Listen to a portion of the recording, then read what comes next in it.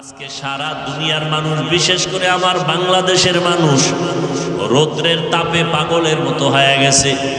এতটা সূর্যের গরম বেড়ে গেছে, আরো নাকি বাড়বে। মানুষগুলো বেকারার হয়ে যাইতেছে, বুড়া মানুষগুলো কষ্ট পায়, ঘরের মা বোনেরা কত কষ্ট। এসির বাতাসটা পর্যন্ত এখন ঠান্ডা নাই বললে চলে। আরো যদি গরমের মাত্রা বেড়ে যায়, না জানি কি উপায় হবে।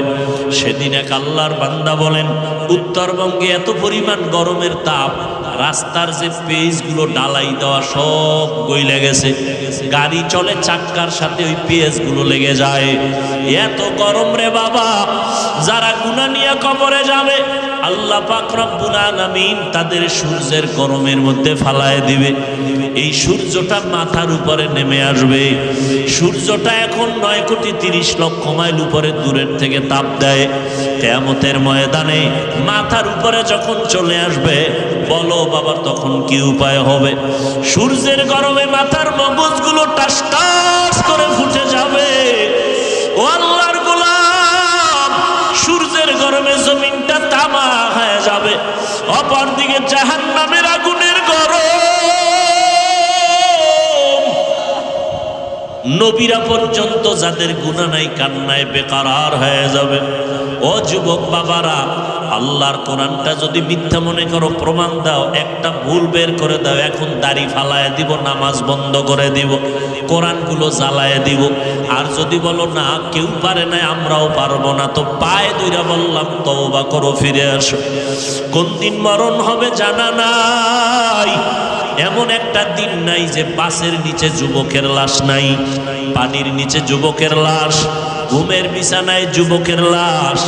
দিন দিন যুবকের মরণের খবর। ও বাবারা, কয়দিন আর দুনিয়াতে বাহাদুরি করবা, বাঁচবা?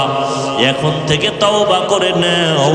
মরিয়া গেল আর নামাজ ছাড়বা না, মা বাবারে আর কষ্ট দিবা না।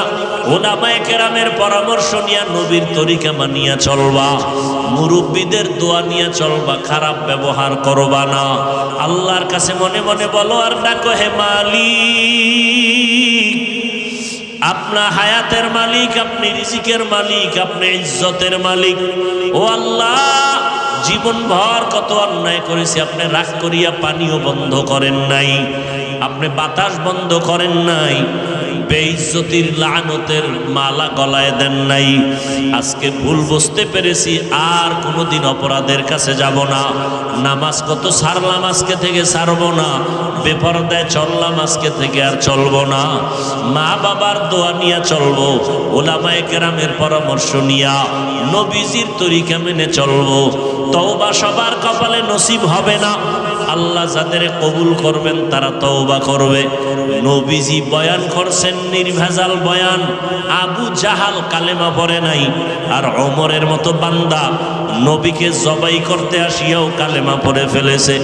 এই জমিন আবু জাহালের মতো কিছু পাথরওয়ালা অন্তরের মালিক হাজারো বয়ান শুনে তওবা করবে না, বরং বাইরে গিয়া আরো সমালোচনা করে গুনাহ করবে। আর একদল ওমরের মেজাজওয়ালা মানুষ, এদের অন্তরের মধ্যে হঠাৎ যখন ভয় চলে আসবে, আরে আমি তো দুনিয়া চিরদিন থাকবো না, আজকে আমার মা বাবা ভাই বোন বাড়ি গাড়ি টাকা পয়সা যাই দেখি, মরণকালে সাদা কাফন ছাড়া কিছুই সঙ্গে যাবে না। ওই বাঁশবাগানে আমাকে রেখে সবাই চলে যাবে। ওই অন্ধকার কবরে গুনাহ নিয়ে গেলে দুই পার্শ্বের মাটির চাপ, ওই কবরে জাহান্নামের গরম, একটা বেতের বাড়ি সইতে পারি না, মশার কামড় সইতে পারি না।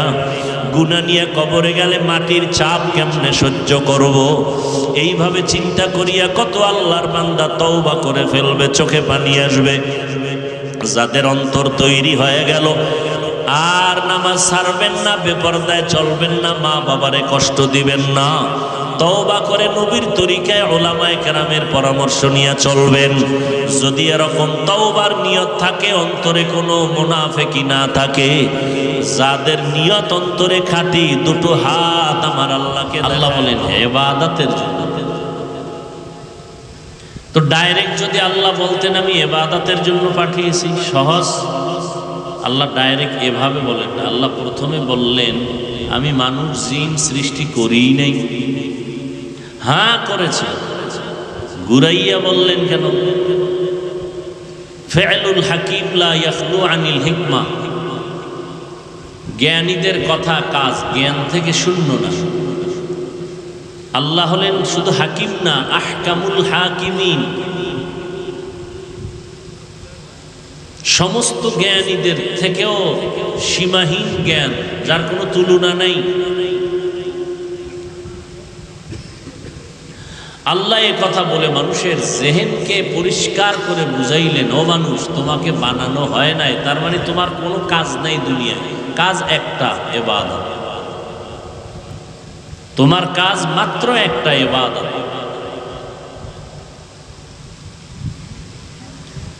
ইবাদত মানি, আমরা অনেকে মনে করি তসবিহ টানা, জিকির করা, নামাজ পড়া, মসজিদে বসে থাকা, রোজা রাখা। না, এগুলো ইবাদতের অংশ বিশেষ। তো ইবাদত কি? মানুষের জীবনে যা করবে সব ইবাদত। ব্যবসা, চাকরি, ঘুম, খানা দানা, বিবাহ শাদী, সব ইবাদত। হাসি দিবেন ইবাদত, কান্না করবেন ইবাদত, ব্যবসা করেন ইবাদত, চাকরি করেন ইবাদত, লেখাপড়া করেন ইবাদত, সব ইবাদত। মনে হয় একটা ইবাদতের চাদরের পুরা পৃথিবীর মানুষকে আল্লাহ আটকায় দিয়েছেন। বাথরুমে যাবেন তাও ইবাদত, তবে বিনা শর্তে না, দুইটা শর্ত আছে। যা করব, যা বলবো সব হবে আল্লাহর সন্তুষ্টির জন্য। দ্বিতীয় শর্ত হলো, যা করব, যা বলবো সব হবে নবীজির তরিকা। প্রত্যেকটা কাজের একটা নিয়ম আছে না? নিয়ম ছাড়া কোনো কাজ নাই দুনিয়াতে। নিয়ম ছাড়া যখন যা মনে চায় যদি এগুলো করে, আমরা এদেরকে পাগল বলি। রাস্তায় পাগল, বাজারে পাগল, হাসে, কান্দে, দৌড়ায়, ওর কোনো নিয়ম নাই। মন চাইলো ঘুমাইলো, মন চাইলো হাসলো, কান্না করলো, খাইলো, ঘুমাইলো, এই অবস্থা। এজন্য তারে আমরা পাগল বলি। এর চলাফেরার কোনো টার্গেট নাই। আল্লাহ মানুষ বানাইছেন ইবাদতের টার্গেট নিয়ে। আপনি ইবাদত কেমনে করবেন, এটা নিয়ম আছে। একটা প্রতিষ্ঠান নিয়ম ছাড়া চলে না, সরকারি হোক বেসরকারি হোক। একটা পরিবার নিয়ম ছাড়া চললে ওই পরিবার সফল হতে পারে না। একটা প্রতিষ্ঠান নিয়ম শৃঙ্খলার সাথে পরিচালিত না হলে ওই প্রতিষ্ঠান সফল হতে পারে না।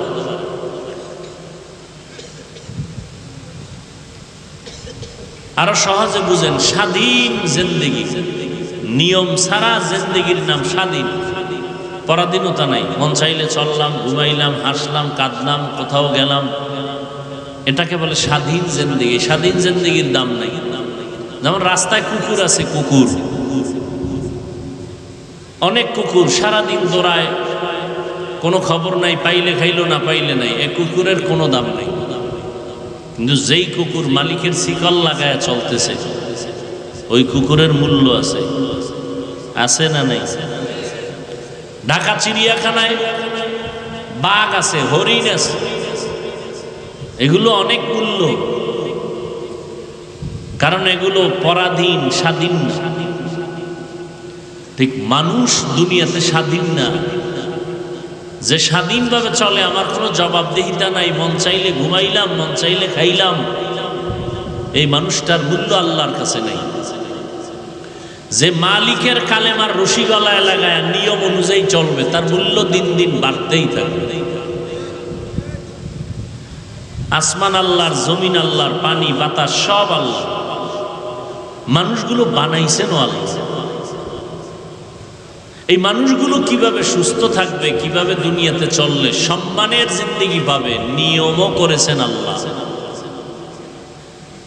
থিওরিক্যাল নিয়মের কিতাবের নাম কোরআন, আর নিয়মগুলো ধরে ধরে ধরে ধরে প্র্যাকটিক্যাল শিখাইয়া দিয়েছেন, সেই নিয়মের নাম মুহাম্মদুর রাসূলুল্লাহ। নবীজি বলেন, আল্লাহ দুইটা কোরআন দিছেন। কয়টা কোরআন? একটা থিওরিক্যাল কোরআন আর একটা প্র্যাকটিক্যাল কোরআন। থিওরিক্যাল কোরআন এখনো আমাদের হাতে আছে, প্র্যাকটিক্যাল কোরআন মদিনাতুল মুনাওয়ারায় আছে। আম্মা জান আয়েশা রাদিয়াল্লাহু তাআলা আনহা রাসূলের স্ত্রী, যার সাথে 6 বছরে বিবাহের বন্ধন হলো। 9 বছর বয়সে রাসূলের ঘরে আসলেন। আম্মা জানের 18 বছর বয়সে নবী বিদায় নিয়ে চলে গেলেন। হিসাবটা বুঝলে বলেন নবীজির ঘর করলেন কতদিন? আম্মা জান আয়েশা নবীজির ঘর করলেন কতদিন? মাত্র 9 বছর। আমাদের দেশের বোনেরা তো 18 বছরে বিয়েই হয় না। আর আম্মা জানের বিবাহের 6 বছর বয়সে বিয়ে হয়ে গেল, 9 বছরে নবীর ঘরে আসলেন। 18 বছরে নবী দুনিয়ার থেকে চলে গেলেন। 18 বছরের নারী নবীর সোহবত পাইলেন 9 বছর। এর থেকে কি পাইলেন? আম্মা জান আয়েশা রাদিয়াল্লাহু আনহা বলেন, আমি 2000-এর উপরে হাদিসের হাফেজা হয়েছি।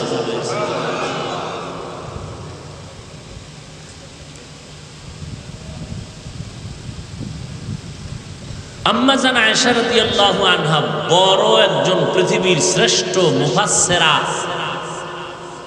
কোরআনের তাফসীর শ্রেষ্ঠ তাফসীর যিনি করেছেন আম্মা জান আয়েশা রাদিয়াল্লাহু আনহা। এত জ্ঞান আল্লাহ তাকে দিয়েছেন। কেবারে সাহাবা, বড় বড় সাহাবায়ে কেরামদের জটিল সমস্যার সমাধান আম্মা জান আয়েশা দিতেন, তাদের সব সমাধান হয়ে যেত।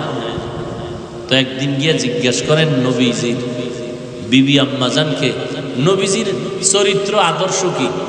আম্মাজান উল্টা প্রশ্ন করলেন, আফা তাকরাউনাল কোরআন, আপনারা কোরআন শরীফ তেলাওয়াত করেন না? ক্বালু বালা, হ্যাঁ করি।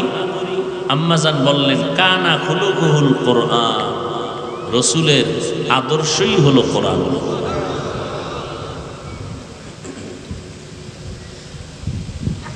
অতএব নিয়ম ছাড়া কিছুই চলে না। মোবাইল চালাবেন, কোন নিয়মে চালাবেন? বানানেওয়ালা ক্যাটালগ দিয়ে দিছে প্যাকেটের মধ্যে, কিভাবে মোবাইলটা চালাইলে সুস্থভাবে চলবে নিয়ম। গাড়িওয়ালা নিয়ম দিছে, তাহলে আল্লাহ মানুষ বানায় কেন নিয়ম দিবেন না? ওই নিয়ম যারা মেনে চলবে তারা দুনিয়াতেও সফল, আখিরাতেও সফল। আর যারা ওই নিয়ম বহির্ভূত চলবে তারা দুনিয়াও ধ্বংস, আখিরাতও তাদের ধ্বংস। আল্লাহ ইবাদতের নিয়ম দিলেন সৃষ্টির শ্রেষ্ঠ এক কিতাব কোরআনের মাধ্যমে। এটা থিওরিক্যাল, প্র্যাকটিক্যাল দিলেন রাহমাতুল লিল আলামিন। নবীর মাধ্যমে কোরআন দিয়া, নবীও নাই, কিয়ামত পর্যন্ত মানুষ কেমনে চলবে একটা প্রেসক্রিপশন তৈরি করে দিলেন। এজন্য নবী বিদায় বেলা বলেন,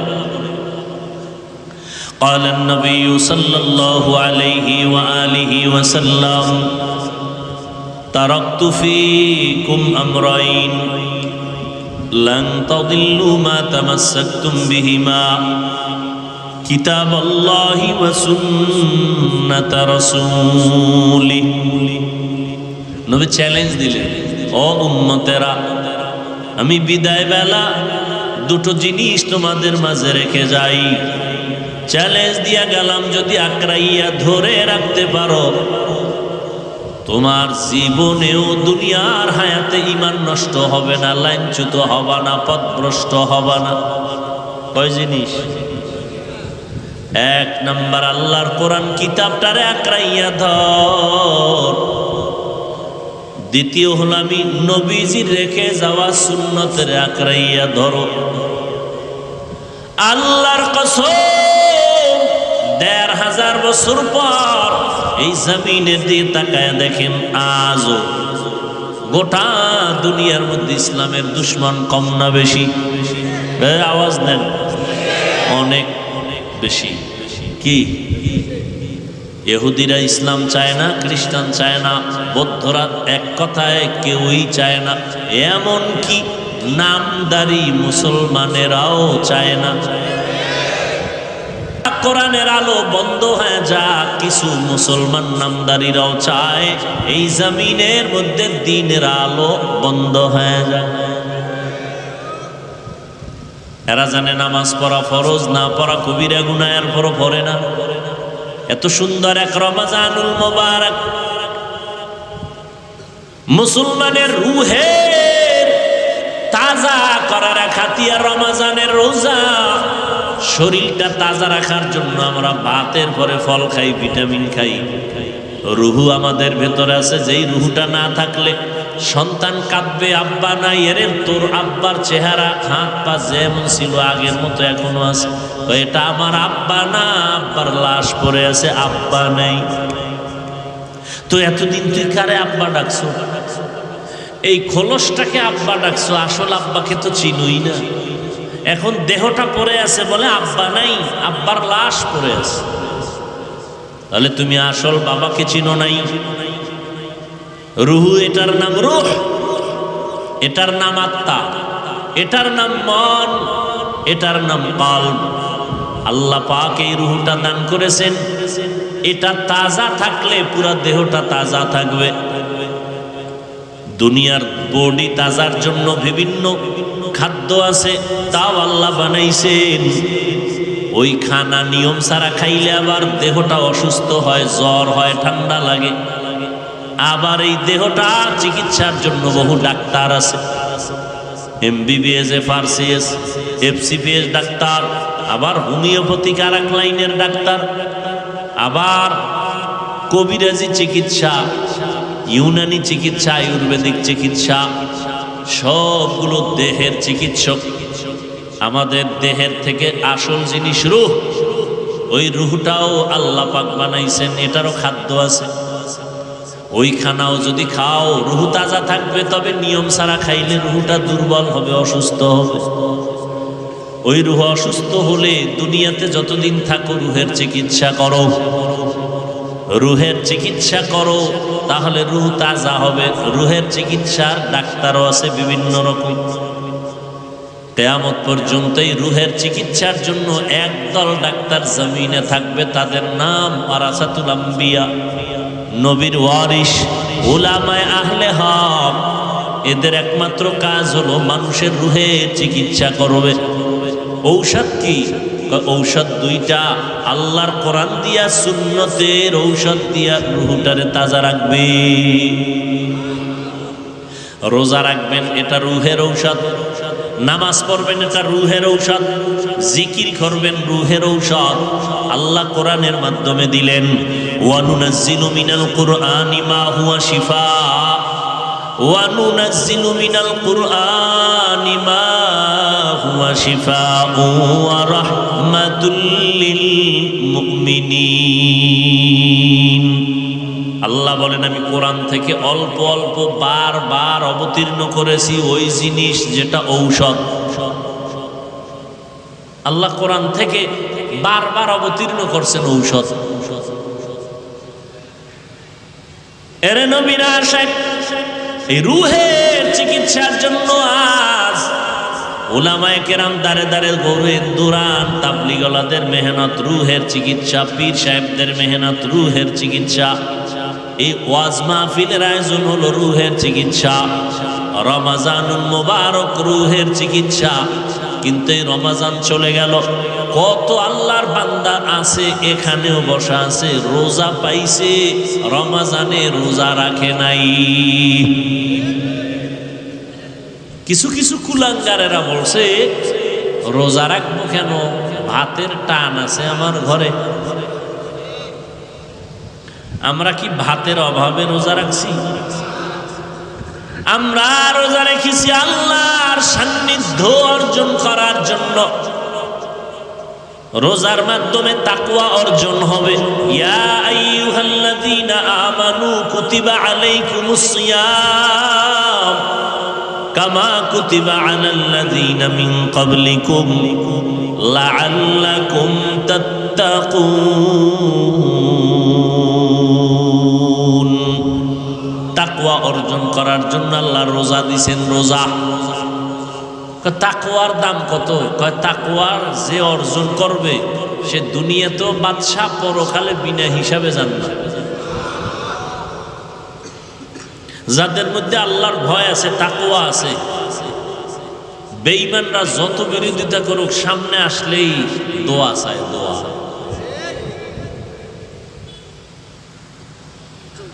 ডাকাত সামনে দাঁড়াইলে দোয়া চায়।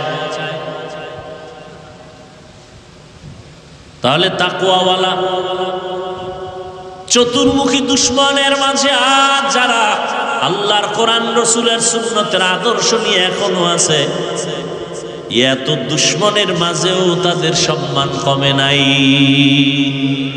কমছে।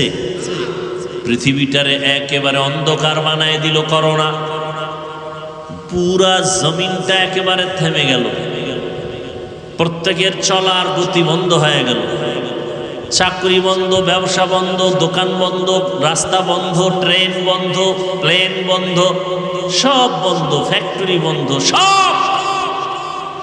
কিন্তু আমার আল্লাহর কোরআনের মাদ্রাসা বন্ধ হয় নাই। কোন হুজুরের আনা খাইয়া রাস্তায় গিয়া বলে নাই মেয়ে ছেলে নিয়ে কষ্ট পাইতেছি, ভিক্ষা দাও, বলছে? থাকলে দুই একজনের প্রমাণ দেন, বলছে? তো কেন আপনারা বলেন হুজুরেরা ভিক্ষা করে খায়? হুজুরেরা ভিক্ষা করে না, মানুষ কলিজা দিয়া মোহাব্বত করে দান করে, না নিলে কষ্ট পায়। রমাজানে ঘরে ঘরে দাওয়াত, ইমাম সাহেব না গেলে কয় হুজুর আমার ঘরে খাইলো না কেন, আর মসজিদে যাব না, মনে কষ্ট।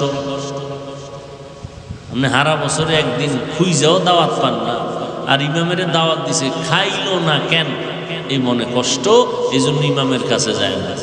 এ সম্মান টাকা দিয়ে কেনা যায়? এরপর কয় হুজুরেরা অন্যের বাড়ি খায়, পরেরটা খাইয়া, পরেরটা খায় না কোন চোরায়? কি আপনি দোকান দিছেন, চায়ের দোকান, আপনি পানি মিশাইয়া চিনি লাগাইয়া দুধ দিয়া বেচেন, বিনিময়ে টাকা পাইতেছেন, তার একজনেরটা খাইতেছেন না পকেটের টাকা। তো আপনি চা দিয়া টাকা নিতেছেন, কেউ কাপড় বিক্রি করে টাকা নেয়। ওলামায়ে কেরাম আল্লাহর দ্বীন মানুষকে দিয়া মানুষের হাদিয়া খায়, আপনি খান জোর কইরা। ওলামায়ে কেরাম জোর করে খায় না। ওলামায়ে কেরাম একদিকে মানুষের পেছনে কুত্তার মতো মেহনত করে, গাধার মতো মেহনত করে, বিনিময় কিচ্ছু পায় না। কত দেন? একজন ইমামের মাসে দেন কত? 5,000, 10,000, কি 6 মাস বাকি, ঠিক নেই? আর যারা সরকারের গোলাম চাকরি করেন, 20,000, 22,000, 40,000 বেতন পাইয়া আবার আন্দোলন করে, বেতনের স্কেল বাড়াও, না হয় গদিতে লাল বাতি জ্বালায় দেব। তো ইমামের বেতন মাত্র 6-7 হাজার, 6 মাস বাকি। ইমাম কি জুমায় কইছে কমিটি বেতন বাড়াও আর বাকি বেতন দাও, এবং মাসের 1 তারিখ বেতন না দিলে আজকের আসর থেকে সূরা উল্টা পড়ুন? কি বরং বেতন বাকি, কোনো কষ্ট নাই, কমিটিরে কোনো গালি দেয় নাই। গভীর রাতে আল্লাহর কাছে কান্না করেছে, হে মালিক, আমার এই অল্প টাকার মধ্যে তুমি বরকত বাড়ায়া দাও। ঠিক নি? যখন হাত উঁচু করে দোয়া করেছে, নিজের জন্য একবারও দোয়া করে নাই, গোষ্ঠী শুদ্ধ এলাকার সবার জন্য দোয়া করে, আল্লাহ কবরওয়ালাদের জান্নাত দাও, ব্যবসায়ীদের ব্যবসায় বরকত দাও, চাকরিজীবীর চাকরিতে বরকত দাও, হসপিটালের অসুস্থ রোগী সুস্থ বানাও, সন্তানগুলো নেককার বানাও, মা বোনদের সুস্থ রাখো, সম্মান দান করো। সব দোয়া করলো আপনাদের জন্য। এরপরও হুজুর খারাপ, হ্যাঁ? এরে নবীর আশিক কলিজা দিয়ে দোয়া করলেন, আল্লাহর মোহাব্বত অন্তরে নিয়ে দোয়া করলেন, গালি দিলেন না, বরং উল্টা গালি আপনারা দেন। ইমাম কোনো জবাব দেয় না। এরে নবীর আশিক এত কষ্ট করে জীবন চালায়, কোনোদিন ভিক্ষাও করলো না। মহামারী করোনায়, বাবায় করোনায় আক্রান্ত, মরিয়ে গেছে। এই যুবক, নিজেরে খুব মাস্তান মনে করো না, আর আমগো হুজুরকে বোকা মনে করো না। ভালো করে শোন কিছু কথা, মানবি কিনা সেটা তোর ব্যাপার, কিন্তু শুই না রাখ।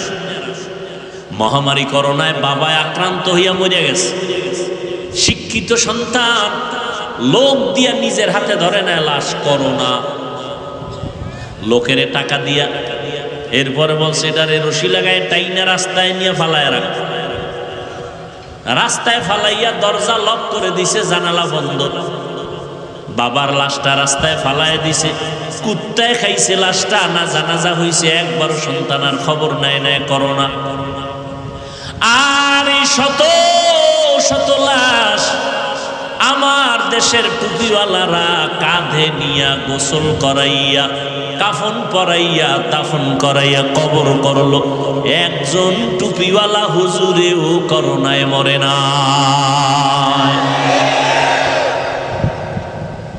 সম্মান তোমার আব্বা দেয়, কথা কয় না, কে দেয়?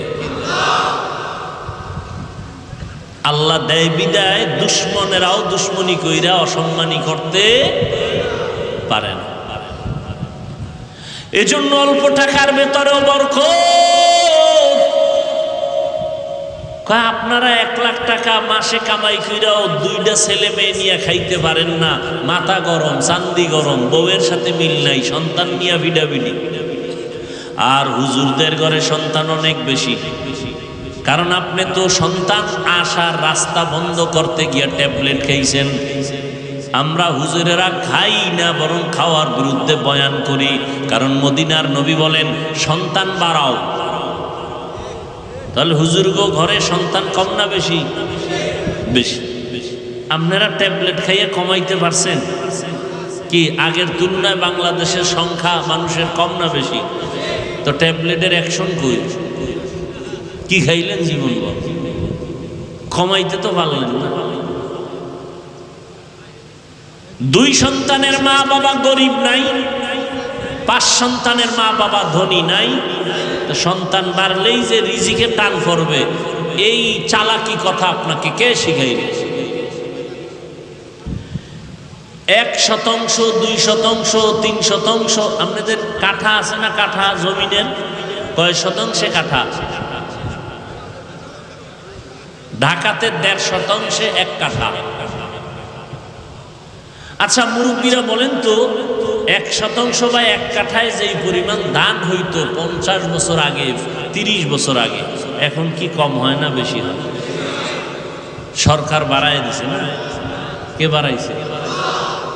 আগে পেয়ারা 10টা খাইলেও জিব্বায় টের পায় না কি খাইছে, আর এখন 1 পেয়ারা একজন খাওয়া যায় না, কেজি পেয়ারা। এই পেয়ারা বড় বানাইছে কোন বাবায়? সত্য কথা স্বীকার করেন, জবান খুলে বলেন কে বাড়াইছেন? তা আল্লাহ জানে। মানুষ যেহেতু বাড়ছে, খানার চাহিদাও বাড়ছে, এই জন্য খানার সব ব্যবস্থা কে করছেন? কই আপনাদের চালাকি কই? আপনাদের ঘরে সন্তান কম, হুজুরদের বেশি, ঠিক না? আপনার কামাই রুজির বেনিফিট বেশি, হুজুরের কম। কই হুজুর না খায় মরে, হুজুরের টাকায় বরকত। কয় কেমন জানেননি? একজনে 3 প্লেট খাইয়াও কয় আরো দে। কি আছে না নাই? আর হুজুরে বাচ্চা বউ মিলাইয়া 1 প্লেট ভাগ কইরা খাইয়াও থাইকা যায়, পেটে আর জায়গা নাই। এর নাম বরকত, এর নাম বরকত। তাহলে একজনের 3 প্লেট লাগলে আপনার ঘরে 10 প্লেটেও হয় না। তাহলে আপনি 1 লাখ কামাই করেও হুতাশা, পেরেশান। আর ইমামের ঘরে 10 সন্তান, 1 প্লেট লাগে না। বিসমিল্লাহ কইয়া টুপিটা বইরা হাত 2টা ধুইয়া সুন্নতি দস্তারখানে যখন লোকমাটা দিছে,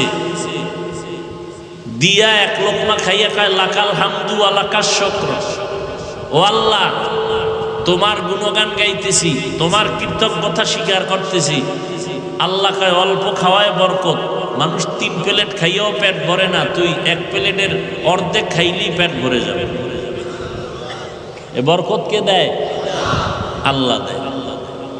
এই বরকত এখনো আছে না নেই? আচ্ছা দেখেন তো, রমাজানের নগদ একটা প্রমাণ। রমাজানে ইফতারি টাইম বাকি আর আধা ঘন্টা, পেটে ক্ষুধা আছে না নেই? পানির পিপাসা আছে না নাই? 10 জনে একত্রে ইফতারি করবে, খানা 10টা প্লেটে রেডি, শরবত রেডি, বুট পেঁয়াজু মুড়ি রেডি, আরো অনেক কিছু। কিন্তু পেটের ক্ষুধাটা এত বেশি ছিল, মনে মনে এইরকম ধারণা ছিল, কি দিছে তো আমার একার দরকার। কি মনে মনে কয়, 2 জন যদি কইতো যে আমি আর এক জায়গায় যাই, তার 2 প্লেট আমি পাইতাম। ঠিক নেই? কি পরিমাণ ক্ষুধা বুঝেন। আল্লাহর কুদরতটা দেখেন তো, বরকত কি জিনিস। আজান দিছে, বিসমিল্লাহ কইয়া শরবতের গ্লাসটা টান দিছে, দেওয়া মাত্রই ক্ষুধা নেই, নিজের প্লেটের খানা খাইতে পারতেছে না। এর নাম বরকত। ইয়া ইলাহি तू मेरा माबूद है, या इलाही तू मेरा माशूक है।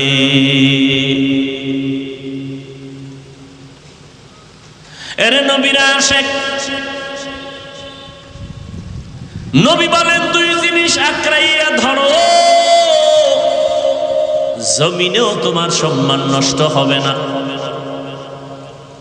সবাই বিরোধিতা করে, সবাই বিরোধিতা করে, সবাই চায় আলেম ওলামার জবান বন্ধ হয়ে যাক। কত আলেমরে ফাঁসি দিল, কত মাদ্রাসায় আগুন লাগাইল, হাজার হাজার আলেমরে মেরে ফেললো ব্রিটিশরা। ভারতে মাদ্রাসায় তালা লাগাইয়া দিল। স্পেনের শহরে মুসলমানদের জাহাজের মধ্যে উঠাইয়া আগুন দিয়া জ্বালায় দিল। হাজারো লাখো কোরআন শরীফের তাফসির কইরা ফালাইল, নদীর মধ্যে ফালায় দিল। এই রকম ধাপে ধাপে আঘাত অত্যাচার কম করে নাই। কিন্তু এর পরেও তাকায় দেখো, ওদের আঘাতের পরে বর্তমান দুনিয়ায় মুসলমানের সংখ্যা যারা জানেন জবাব দেন, কম না বেশি? মাদ্রাসা কম না বেশি? মসজিদ কম না বেশি? তাবলীগের খেদমত বাড়তেছে না কমতেছে? পীর মুরিদির লাইনে সব দিনই খেদমত বাড়তেছে না কমতেছে? বাড়তেছে। কারণটা কি জানেননি? জোয়ারের পানিতে বাদ দিলে পানির শক্তি বেড়ে যায়, ইমানদারের ইমানে আঘাত করলে মুমিনের ইমানের শক্তি বেড়ে যায়। ইসরায়েলের মধ্যে তাকায় দেখো, ওদের অত্যাচারে ফিলিস্তিনের মুসলমানের বড় খারাপ হালাত। আমরা ইফতারি সাহারি খেয়ে কত আরামে দিন কাটাইছি, ফিলিস্তিনের মুসলমান সাহারি পায় না, ইফতারি পায় নাই। মায়ের সামনে সন্তানের জবাই করেছে, সন্তানের সামনে মাকে জবাই করেছে, খানা নাই। এত কষ্টের মাঝেও মুসলমানের বিজয় আসতেছে। ও মুসলমান, আল্লাহ পাক রব্বুল আলামিন এইভাবে দিন জিন্দা রাখবেন। নবী বলেন 2 জিনিস আঁকড়াইয়া ধর। আজও খোদার কসম করে বলি, যার কাছে কোরআন আর নবীর তরিকা যতটুকু আছে, তার কাছে ততটুকুই সম্মান আছে। যার কাছে কোরআন নবীর সুন্নাত যতটুকু নাই, তার কাছে ততটুকু সম্মানও নেই। এমপি সাহেব দেখা হলে কয়, হুজুর কেমন আছেন, দোয়া কইরেন। মন্ত্রী সাহেব দেখলে কয়, হুজুর দোয়া করবেন। এটা টাকা দিয়া কিনে পাওয়া যায় না? পাওয়া যায়? আমি কি এগুলি গোপনের কোনো কিছু বলতেছি? আপনাদের চোখের সামনে না? ও যুবক, আল্লাহ ইবাদতের জন্য মানুষ পাঠাইছে। তোমার মতো যুবক, নবী কইছে কোরআন ধইরা রাখ, সুন্নাত ধরে রাখ। কিন্তু আমি কিন্তু এই ব্যাখ্যা দিয়ে আপনাকে কই নাই যে নবী কইছে হুজুর হইয়া পাগড়ি লাগাও। তুমি স্কুলে পড়ো বাধা নাই, কলেজে পড়ো বাধা নাই, চাকরি করো বাধা নাই, কোরআনটা ধরে রাখো, নবীর সুন্নাত ধরে রাখো। এই যুবকেরা, তোমার মতো যুবক স্কুলে পড়ে, কলেজে পড়ে, 5 ওয়াক্ত নামাজ পড়ে, মিথ্যা বলবা না, বলো আছে না নাই? আমাকে হুজুর দরকার নাই, তোমারে আল্লাহ জুতা দিয়া ফিডাইব তোমার জাতি বাইরের সামনে রাইখা। এই বেঈমান, তোর মতো যুবকটাই তো কলেজে বইরা নামাজ পড়ছে, তুই পারলি না কেন? বল, তুই নিজে বল, তোর বিচার কি হবে? হুজুর টুজুর বাদ দে। তোমার মতো যুবক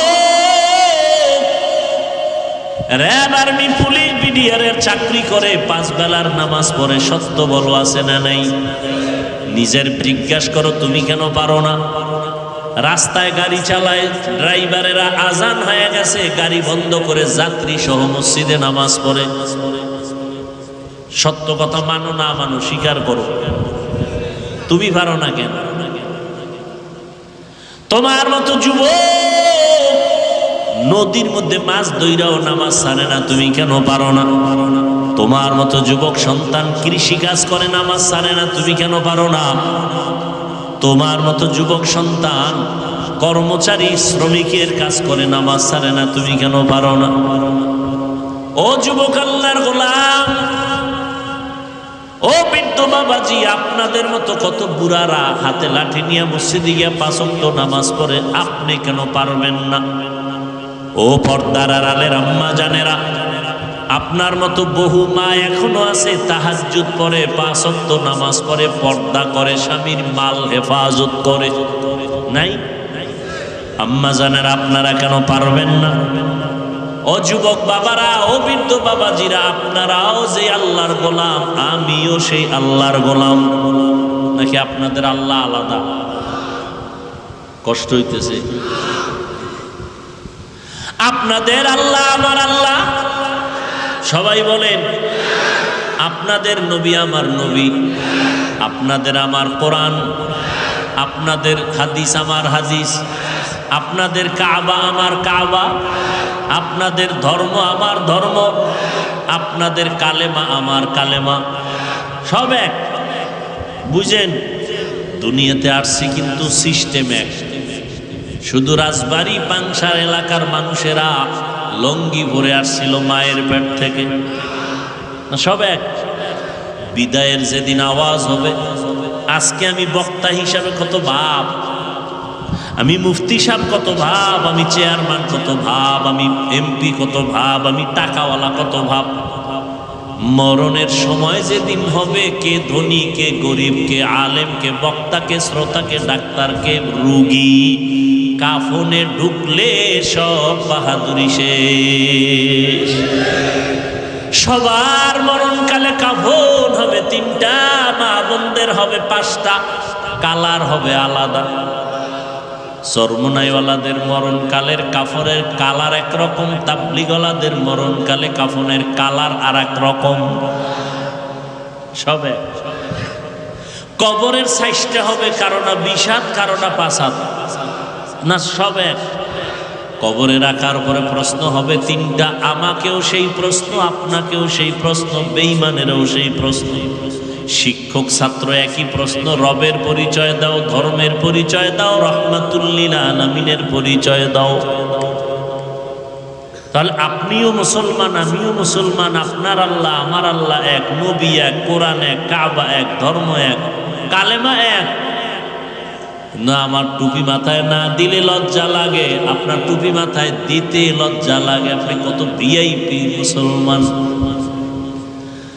আপনার দাড়ি রাখতে লজ্জা লাগে, আমার কাটতে লজ্জা লাগে। আমি 3rd ক্লাসের মুসলমান আর আপনি ভিআইপি মুসলমান। আমি পর্দা না করলে লজ্জা পাই আর আপনি পর্দা করতে লজ্জা পান।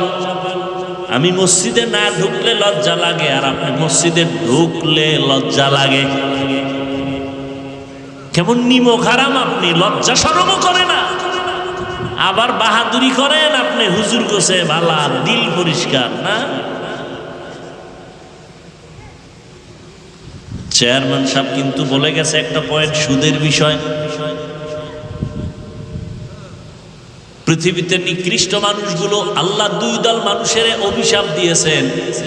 আল্লাহ কেমন অভিশাপ দিছে? কায় বেঈমানগুলো রেডি থাক, আমি আল্লাহ নিজে তোদের সাথে যুদ্ধ করব, রেডি থাক। কয় দল? একদল সুদখোর, আর একদল ওলিয়া উলিয়া মানে না যারা, তাদের ব্যাপারে। এক দলের কথা আছে কোরআনে, আর এক দলের কথা আছে বুখারী শরীফে। সুদের খাতায় যাদের নাম থাকবে ওরা হজ করলে কবুল হবে না, ওরা কোরআন পড়লে কবুল হবে না, ওরা মোনাজাত দিলে আল্লাহর কসম একটা মোনাজাত কবুল হবে না। সুদের খাতায় নাম রাইখা যত কোটি টাকা দিয়া মাদ্রাসা বানায় 1 টাকারও সওয়াব পাবে না। মসজিদ বানাইলে কোনো সওয়াব নাই, বরং তওবা না করিয়া মরলে চিরস্থায়ী জাহান্নামী। কয়দিন? জীবনে কোনো দোয়া কবুল হবে না, মোনাজাত কবুল হবে না তওবা না করা পর্যন্ত। এরপরও সুদ আছে না নাই? এই বয়ান তো এখন নাই বললেই চলে। আমরা মাঠে ময়দানে ফাঁকে ফাঁকে কিছু আলেমরা কয়, মসজিদে তো এই বয়ান নাই। কারণ কোন ইমাম খতিব এই বয়ান দিলে সূর্য ডুবার আগে ইমাম বাড়ি, ঠিক নেই? কারণ শিয়ালের হাতে মুরগি রাখলে যা হওয়ার তাই। একজনে শিয়ালের কাছে মুরগি দিয়া কয় 3 দিন পরে নিমু, আমানত পাবে? বলেন। তাহলে সুদখোরের হাতে ধর্মের চাবি দিলেও তাই হবে।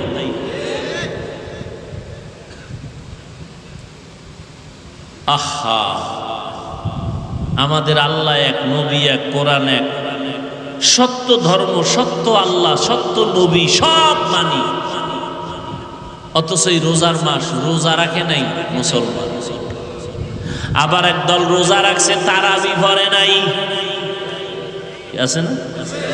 আবার একদল তারাবি ভরছে পুরাটা ভরে নাই। দেখেননি কোয়ালিটি কেমন?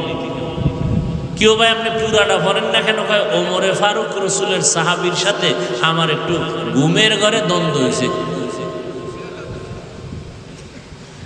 আমি নবী মানি, ওমরে ফারুক নবীর সাহাবীরে মানি না। হ্যাঁ, একজনে যদি কে হাফিজ ভাই আপনারে আমি খুব মহব্বত করি, যা চান তাই দিব, আপনার ছেলেরে আমি 1 সেকেন্ডের জন্য দেখতে পারি না। মহব্বত বাড়লো না কমলো?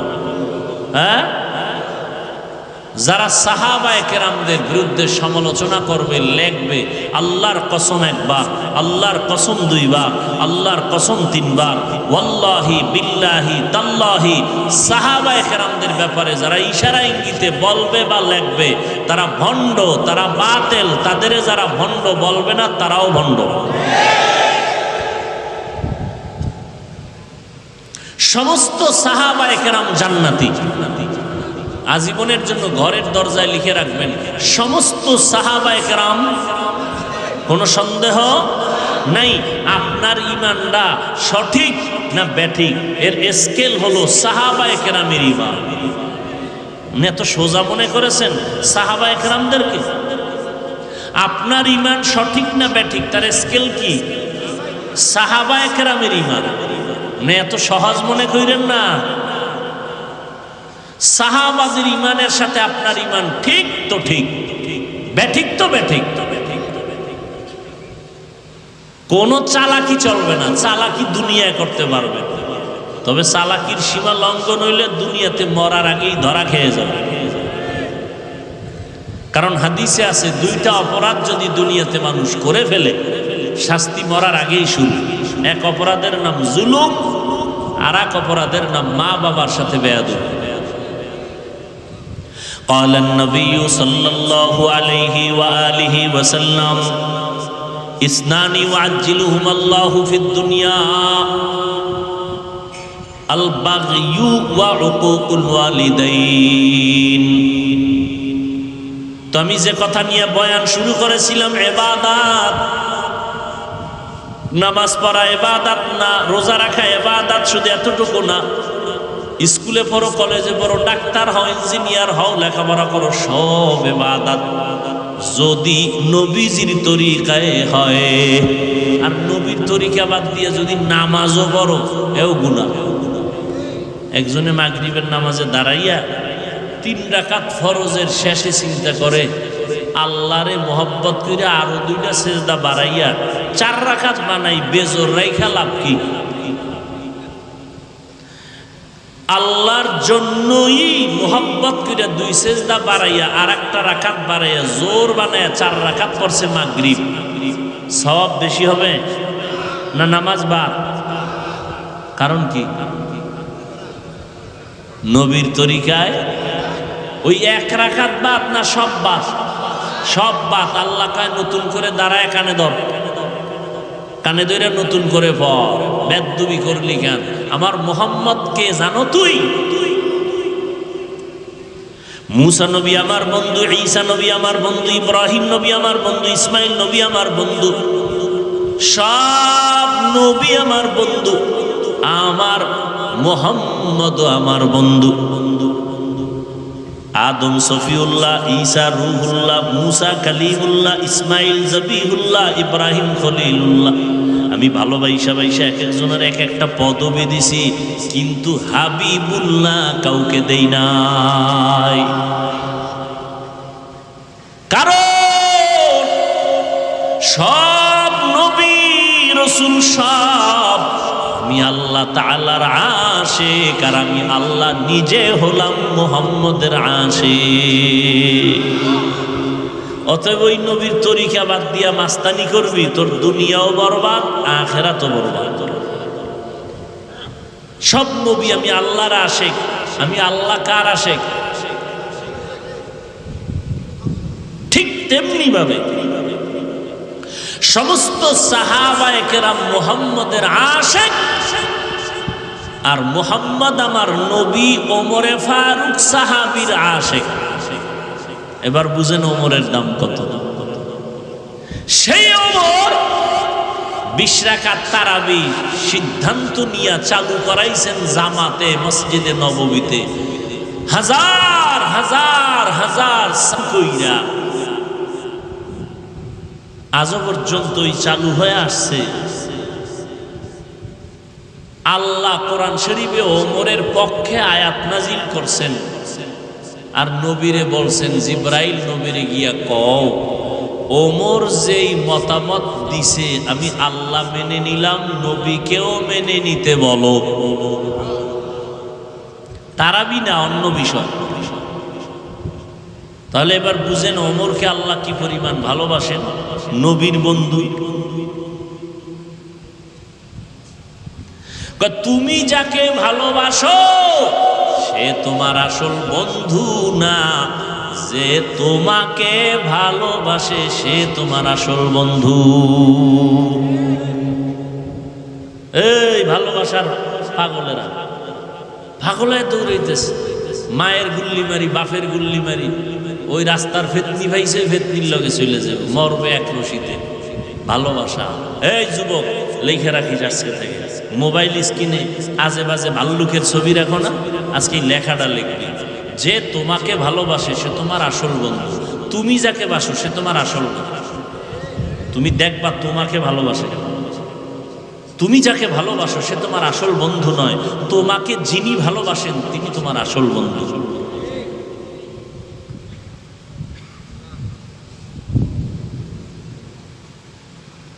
ইবাদত নবীর তরিকায় যদি আপনি বাথরুমে যান ইবাদত হয়ে যাবে, আর নবীর তরিকা বাদ দিয়ে রোজা রাখলেও সওয়াব হবে না। একজন এইবার 30 রোজা রাখা আবেগ বাইরে গেছে, চিন্তা করে 12 মাস আল্লাহ রোজা দিলে একটাও ছাড়তাম না, যেহেতু আল্লাহ দেয় নাই অন্তত ঈদের দিনটা রোজা রাখি, সওয়াব হবে। আল্লাহর জন্যই রোজা রাখছে, হবে, কারণ নবীজির তরিকায় নাই। সেজদা এটা বড় একটা আল্লাহ খুশির কাজ না, সেজদা বড় দামি একটা ইবাদতের অংশ। এই সেজদা যদি কবরে দেয়, বট গাছের দেয়, কেন? নবীর তরিকায় নাই। আর নবীর তরিকায় আপনি যদি বাথরুমে যান তাও ইবাদতে পরিণত হবে। বাথরুমে ঢুকছেন খালি মাথায় ঢুকবেন না, নবীর তরিকা মাথা ঢেকে যাবেন। নবীজির সুন্নাত বাথরুমে ঢুকার আগে বাম পা দিয়া ঢুকবেন, দোয়া পইরা ঢুকবেন, পইরা দোয়া পড়বেন, ঢুইকা দোয়া পড়বেন না পইরা ঢুকবেন? দোয়া পারেন না, বিসমিল্লাহ বইলা ঢুকবেন। কোন পা দিয়া?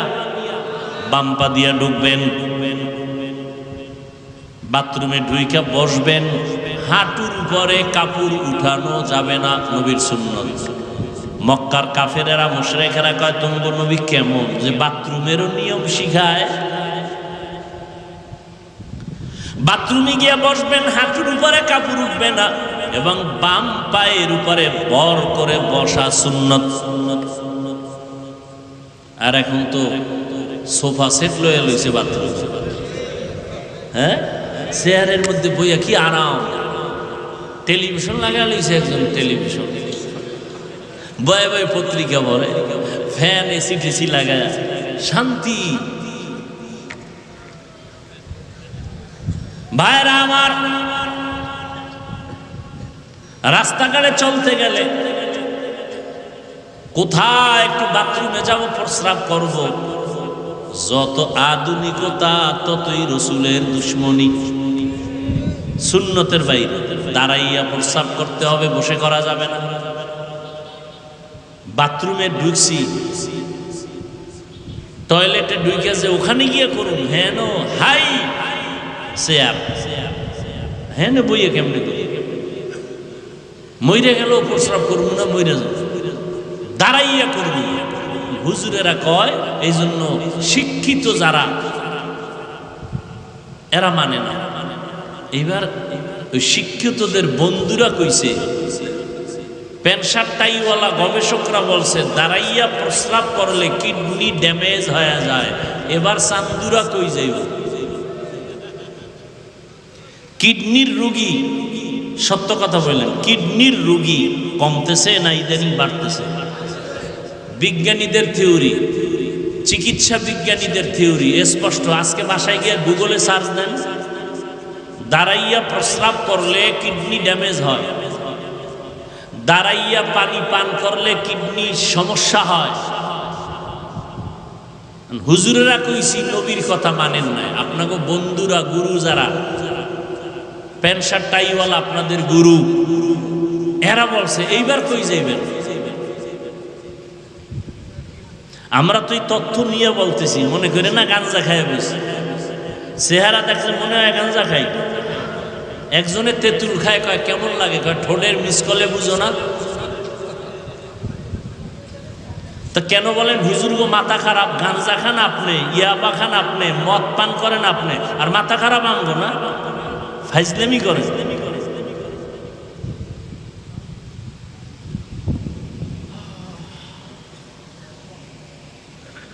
আল্লাহ হেদায়াত দান করুন।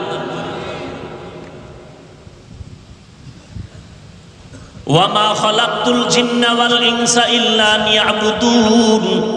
আল্লাহ বলেন ইবাদতের জন্য আমি মানুষ বানাইলাম। ইবাদত নবীর তরিকায় হতে হবে। খানা খাইবেন ইবাদত, ঘুমাইবেন ইবাদত। মদিনার নবী বলেন এশার নামাজ পড়ে যদি কেউ ঘুমাও, ঘুম থেকে উঠে যদি আবার ফজরের নামাজ আদায় করো, ঘুমাইয়া যত সময় তুমি কাটাইবা এই সময়টাও নেকের পাল্লায় ওজন দেওয়া হবে। তাহলে ঘুমটাও দেখছেন নি কত দামি। আর আপনি তো এখন ঘুমাইতে যাইয়া সারা রাত মোবাইলের মোরাকাবা, ঠিক নেই? স্ত্রীর হক আদায় না পারলেও টেনশন নাই, মোবাইলের হক যথাযথ আদায় হচ্ছে। সারা রাত কবিরা গুনাহ, কবিরা গুনাহ, কবিরা গুনাহ। আমরা মোনাজাত ধরে বইয়া, মোবাইলওয়ালারা রাতের বেলা মোনাজাত ধরে হুইয়া, ঠিক নেই? হাসে। বেতের বাড়ি যখন শুরু হইব টের পাইবেন সেদিন।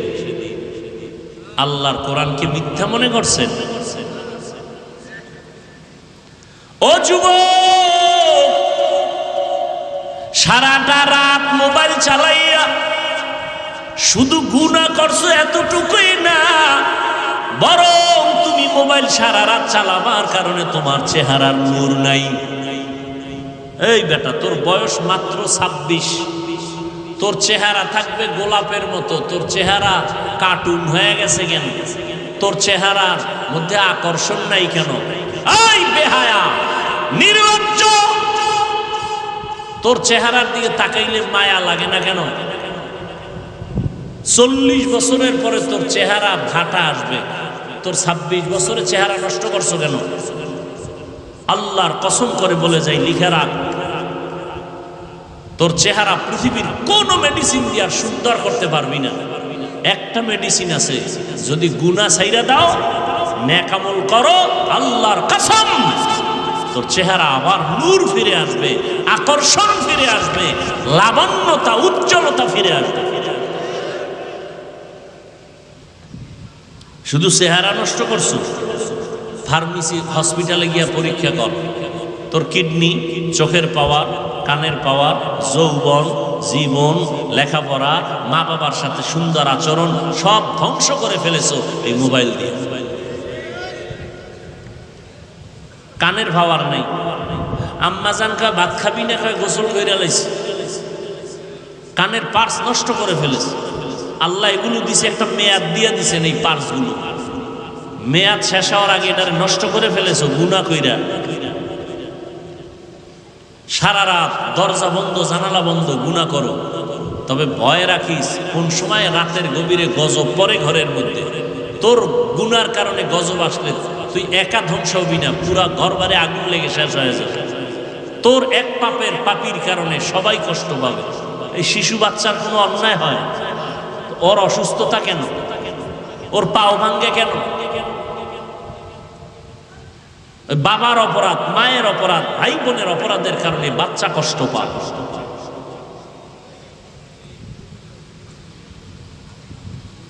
হেদায়েত আল্লাহ না দিলে উপায় নেই। ও যুবক আল্লাহর গোলাম, যেইখানে থাকো যা করো আল্লাহর হুকুম নবীর তরিকা মানিয়া চলো। 5 বেলার নামাজ পড়ো। ডাক্তার যদি হও দোয়া করে গেলাম, ইঞ্জিনিয়ার হও আল্লাহ কবুল করেন, একজন প্রফেসর হও কোনো বাধা নাই, ইসলামের জন্য এটা সুনাম। তবে ডাক্তার হও, ইঞ্জিনিয়ার হও, প্রফেসর হও, বেয়াদব হইও না।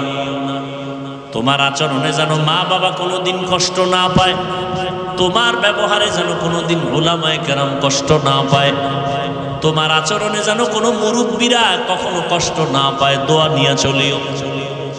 ডাক্তার হও তবে আদর্শবান ডাক্তার হইও, ইঞ্জিনিয়ার হও তো আদর্শবান ইঞ্জিনিয়ার হইও। তবে তুমি প্রশ্ন করতে পারো, হাফিজ ভাই কোথায় আদর্শ পাবো? যেখানে যাই সেখানে তো আদর্শ জবাই করা হয়। জমিনে একমাত্র নিরেট নির্ভেজাল আদর্শ সঠিক যদি পাও, মদিনাওয়ালার আদর্শ হলো সঠিক আদর্শ। ওই আদর্শটা গ্রহণ করো। আর এই বিষয় আদর্শ খুঁজতে গেলে আম্মাজানের কাছে যাইও, তোমার কলিজার মা। ইমাম গজালি বিশ্ববরেণ্য দার্শনিক, বড় বুজুর্গ, বড় আল্লাহওয়ালা, বড় আলেম, তিনি বলেন প্রত্যেকটা সন্তানের জন্য প্রাথমিক শিক্ষিকা হলো তার মা। ও পর্দার আড়ালের আম্মা জানেরা, এই দুনিয়াতে যত ভালো ভালো সন্তান আছে সব হলো আপনাদের অবদানের কারণে।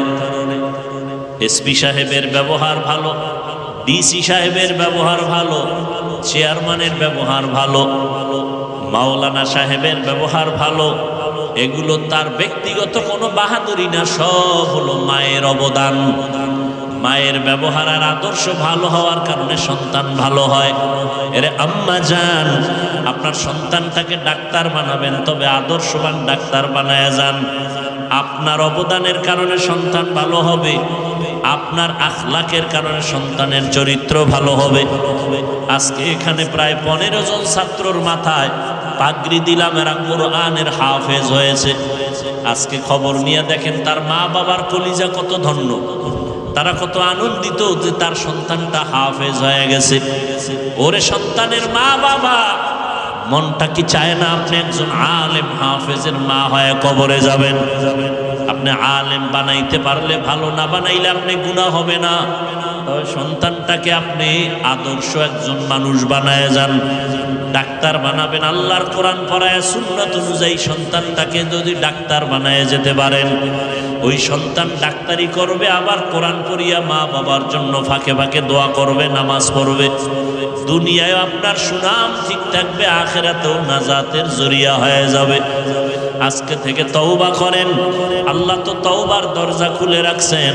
ও যুবক বাবারা, তওবা করো, মনেরে বুঝাও। তোমার মতো আমার মতো কত যুবক স্কুল কলেজে পড়িয়াও নামাজ ছাড়ে না, তুমি আমি পারবো না কেন?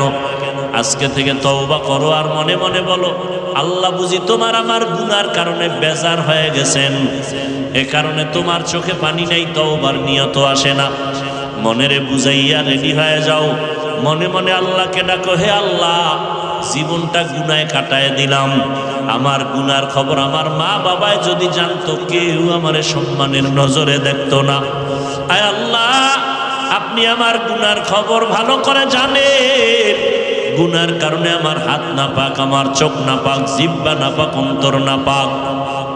আয় আল্লাহ, এই গুনাহ নিয়ে যদি আমি মরণের বিছানায় যাই, আল্লাহর কোরআন সত্য, নবীর কথা সত্য, নেক আমলওয়ালাদের জন্য জান্নাত, গুনাহগারের জন্য জাহান্নাম। আজকে সারা দুনিয়ার মানুষ, বিশেষ করে আমার বাংলাদেশের মানুষ রৌদ্রের তাপে পাগলের মতো হয়ে গেছে। এতটা সূর্যের গরম বেড়ে গেছে, আরও নাকি বাড়বে। মানুষগুলো বেকার হয়ে যাইতেছে, বুড়া মানুষগুলো কষ্ট পায়, ঘরের মা বোনেরা কত কষ্ট। এসির বাতাসটা পর্যন্ত এখন ঠান্ডা নাই বললে চলে। আরো যদি গরমের মাত্রা বেড়ে যায়, না জানি কি উপায় হবে।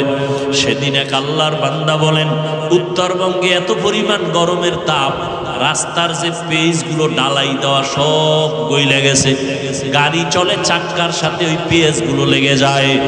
এত গরম রে বাবা, যারা গুনাহ নিয়ে কবরে যাবে আল্লাহ পাক রব্বুল আলামিন তাদের সূর্যের গরমের মধ্যে ফালায় দিবে। এই সূর্যটা মাথার উপরে নেমে আসবে। সূর্যটা এখন 9,30,00,000 মাইল উপরে দূরের থেকে তাপ দেয়। কিয়ামতের ময়দানে মাথার উপরে যখন চলে আসবে, বলো বাবা তখন কি উপায় হবে? সূর্যের গরমে মাথার মগজগুলো টাস টাস করে ফুটে যাবে। ও আল্লাহর গোলাম, সূর্যের গরমে জমিনটা তামা হয়ে যাবে। অপরদিকে জাহান্নামের আগুনের গরম, নবীরা পর্যন্ত যাদের গুনাহ নাই কান্নায় বেকারার হয়ে যাবে। ও যুবক বাবারা, আল্লাহর কোরআনটা যদি মিথ্যা মনে করো, প্রমাণ দাও, একটা ভুল বের করে দাও, এখন দাড়ি ফালায় দিব, নামাজ বন্ধ করে দিব, কোরআনগুলো জ্বালায় দিব। আর যদি বলো না কেউ পারে না, আমরাও পারবো না, তো পায়ে দইরা বললাম তওবা করো, ফিরে আসো। কোন দিন মরণ হবে জানা নাই। এমন একটা দিন নাই যে বাসের নিচে যুবকের লাশ নাই, পানির নিচে যুবকের লাশ, ঘুমের বিছানায় যুবকের লাশ। দিন দিন যুবকের মরণের খবর। ও বাবারা, কয়দিন আর দুনিয়াতে বাহাদুরি করবা, বাঁচবা? এখন থেকে তওবা করে নাও। মরিয়া গেল আর নামাজ ছাড়বা না, মা বাবারে আর কষ্ট দিবা না, উলামায়ে কেরামের পরামর্শ নিয়া নবীর তরিকা মানিয়া চলবা, মুরব্বীদের দোয়া নিয়ে চলবা, খারাপ ব্যবহার করবা না। আল্লাহর কাছে মনে মনে বলো আর ডাকো, হে মালিক, আপনার হায়াতের মালিক, আপনি রিজিকের মালিক, আপনি ইজ্জতের মালিক। ও আল্লাহ, জীবন ভর কত অন্যায় করেছি, আপনি রাগ করিয়া পানিও বন্ধ করেন নাই, আপনি বাতাস বন্ধ করেন নাই, বেইজ্জতির লানতের মালা গলায় দেন নাই। আজকে ভুল বুঝতে পেরেছি, আর কোনোদিন অপরাধের কাছে যাব না। নামাজ কত ছাড়লাম, আজকে থেকে ছাড়বো না। বেপরদায় চললাম, আজকে থেকে আর চলবো না। মা বাবার দোয়া নিয়ে চলবো, উলামায়ে কেরামের পরামর্শ নিয়া নবীজির তরিকা মেনে চলবো। তওবা সবার কপালে নসিব হবে না। আল্লাহ যাদের কবুল করবেন তারা তওবা করবে। নবীজি বয়ান করছেন নির্ভেজাল বয়ান। আবু জাহাল কালেমা পড়ে নাই, আর ওমরের মতো বান্দা নবীকে জবাই করতে আসিয়াও কালেমা পড়ে ফেলেছে। এই জমিন আবু জাহালের মতো কিছু পাথরওয়ালা অন্তরের মালিক হাজারো বয়ান শুনে তওবা করবে না, বরং বাইরে গিয়া আরো সমালোচনা করে গুনাহ করবে। আর একদল ওমরের মেজাজওয়ালা মানুষ, এদের অন্তরের মধ্যে হঠাৎ যখন ভয় চলে আসবে, আরে আমি তো দুনিয়া চিরদিন থাকবো না, আজকে আমার মা বাবা ভাই বোন বাড়ি গাড়ি টাকা পয়সা যাই দেখি, মরণকালে সাদা কাফন ছাড়া কিছুই সঙ্গে যাবে না। ওই বাঁশবাগানে আমাকে রেখে সবাই চলে যাবে। ওই অন্ধকার কবরে গুনাহ নিয়ে গেলে দুই পার্শ্বের মাটির চাপ, ওই কবরে জাহান্নামের গরম, একটা বেতের বাড়ি সইতে পারি না, মশার কামড় সইতে পারি না। গুনাহ নিয়ে কবরে গেলে মাটির চাপ কেমনে সহ্য করব। এইভাবে চিন্তা করিয়া কত আল্লাহর বান্দা তওবা করে ফেলবে, চোখে পানি আসবে। যাদের অন্তর তৈরি হয়ে গেল, আর নামাজ ছাড়বেন না, বেপরদায় চলবেন না, মা বাবারে কষ্ট দিবেন না, তওবা করে নবীর তরিকায় উলামায়ে কেরামের পরামর্শ নিয়ে চলবেন। যদি এরকম তওবার নিয়ত থাকে, অন্তরে কোনো মুনাফিকি না থাকে, যাদের নিয়ত অন্তরে খাঁটি, দুটো হাত আমার আল্লাহকে দেখায় দাও। আয় আল্লাহ, হাতগুলো কবুল করে নেন, তওবা কবুল করে নেন। আয় আল্লাহ, আমাদের তওবা কবুল করে নেন, তওবার উপরে মজবুত হইয়া চলার মতো তৌফিক দান করেন, শয়তানের ধোঁকা থেকে আমাদের হেফাজত করেন, আমিন। আলহামদুলিল্লাহি রাব্বিল আলামিন, ওয়াসসালাতু ওয়াসসালামু আলা সাইয়্যিদিল আমবিয়া ওয়াল মুরসালিন ওয়া আলা আলিহি ওয়া আসহাবিহি আজমাইন। ইয়া আরহামার রাহিমিন, ইয়া আরহামার রাহিমিন, ইয়া আরহামার রাহিমিন। রব্বিরহামহুমা কামা রব্বায়ানি সগীরা। আল্লাহুম্মা ইন্নাকা আফুউন কারীম তুহিব্বুল আফওয়া ফাআফু আন্না। ও দয়ার মালিক, প্রচন্ড গরমের ভেতরে আপনার কিছু গোলামদের নিয়ে হাত তুলেছি রে আল্লাহ। এই বেহেশতের বাগান, উলামায়ে কেরামদের মজলিস, কত সাদা দাড়িওয়ালা মুরব্বীরা, কত হাজি সাহেব, কত ব্যবসায়ী, চাকরিজীবী, পর্দার আড়ালের মা বোনেরা, আমার কলিজার যুবক ছাত্র ভাইরা হাত তুলেছেন। মেহেরবানি করে আমাদের জীবনের সবার গুনাহগুলো মাফ করে দেন আল্লাহ। আয় আল্লাহ, মাহফিল কবুল করে নেন, মাদ্রাসা কবুল করে নেন, ওস্তাদ ছাত্রদের কবুল করে নেন। আয় আল্লাহ, মুহিব্বিন মুতাআল্লিকিন কমিটি যারা সহযোগিতা করে কবুল করে নেন। এলাকার ঘরে ঘরে শান্তি দান করেন, সুন্নতের আমল জারি করে দেন। আয় আল্লাহ, মোবাইলের গুনাহের থেকে হেফাজত করেন। আয় আল্লাহ, সবার কামাই রুজি ব্যবসায় হালাল ভাবে বরকত বাড়ায় দেন।